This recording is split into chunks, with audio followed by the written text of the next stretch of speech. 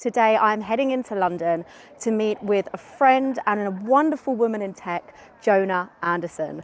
Jonah is in London speaking at the Software Design and Development Conference. She's actually based in Sweden, and we had the pleasure of welcoming her on our Equal Inspired podcast. She is a true role model to so many, and I'm so excited to finally get the chance to meet in person, to catch up on her day, the conference, and how her talks went, and more importantly, to grab some tasty food. Jonah's really passionate about diversity, so I can't wait to give her a copy of Innovating for Diversity by the wonderful Suzanne Tedrick and Bettina Secarali. We're so proud because Equal IT are actually featured in this book too.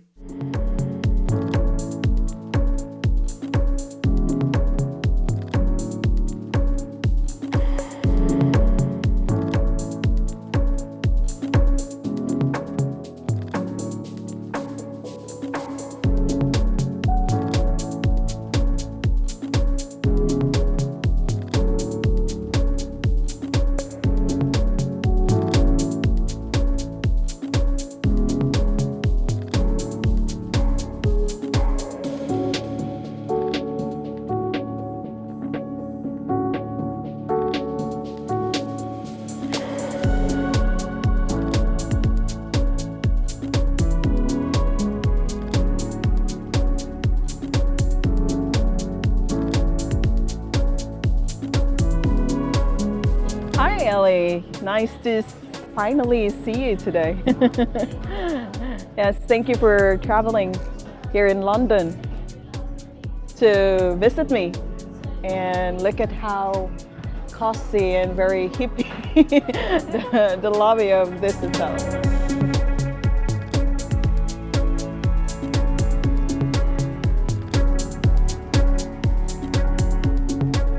I am guilty to be the best and superwoman in tech. Jonah's got her shades on, looking like a badass. Yes. So Jonah, tell us, how was your day today at the Software Design and Development Conference? It was great actually. This is my third or fourth day being in London, and we are today in the Barbican, where the location of the event, SDD Conference, which means actually Software Design and Development Conference, which has been established here in London for many years. And just earlier we just talked to one of its founders and organizers and learned about how they built this conference, which is very well appreciated around the globe. Audience coming from different parts of the world, Europe, Africa, and Nordics, from everywhere. So it's an honor to be one of the speakers invited for the first time. I did two sessions. So the first session was about migrating applications to the cloud, to Azure, which I usually speak about, and then today I did a second talk, which is about developing Azure Functions, which is about developing serverless to the cloud. Nice. So I had a good audience, very interactive. So I feel happy to deliver the session and also meet you for the first time. Finally, we get to meet after so many years of speaking, being virtual pen pals almost, and doing lots of nice collaborations together. Yes. So it's really good. And how did you become a speaker for this event? How did that happen? I started, I was invited. I saw a call for speaker for this, so I submitted two sessions about those topics that I spoke about, and then I was accepted to speak. So I was actually surprised, because usually when you apply for a call for speaker, it's you submitted 5 and then all of them get declined. I've tried that, but this one is they accepted all my sessions, and I see that this is a conference where all speakers are great. They're really good and expert in what they talk about, and being part of that is great as well. And the audience are very serious about learning. They're paying for the conference, so they really need to make use of their time as well. You're so involved in the community. So speaking at this event, of course, is one thing, but how else has working on your personal brand benefited your career and you've been able to flourish so much. Yes, thank you. I like the word flourish there. So because you like flowers.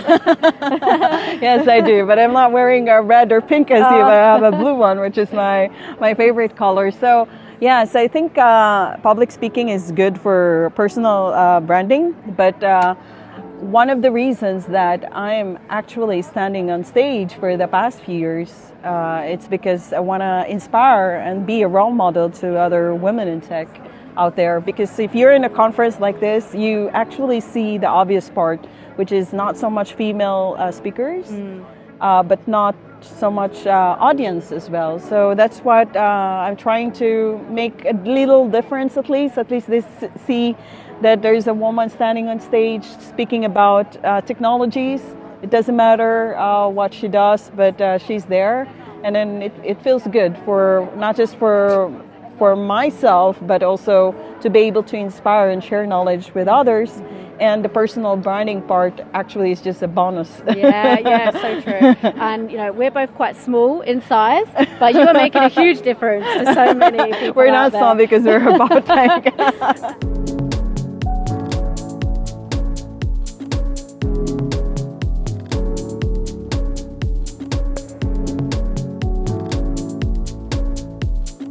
So we are in the Barbican Center. I believe it's the biggest entertainment center in UK. Wow. Yes, and here you will see like theaters, cinemas, and conferences, and in the Barbican area where you can see a lot of like architecture and apartments, and really interesting because it's like concretes with interesting design.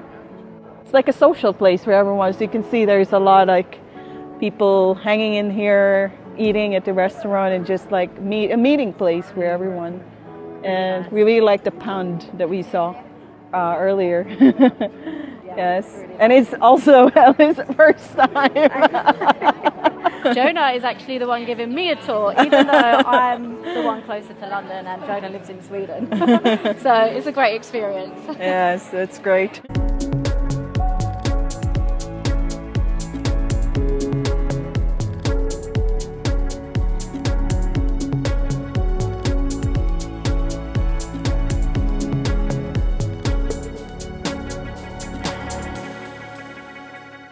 I had such a fun day meeting Jonah in London, visiting the Barbican Center, which I'd never been to before, and also got the chance to meet one of the organisers of the Software Design and Development Conference, Nick Payne. So shout out to Nick, thank you for the great chat that we had also. Love everything you're doing with the conference, and thank you for watching the video. We'll see you again soon.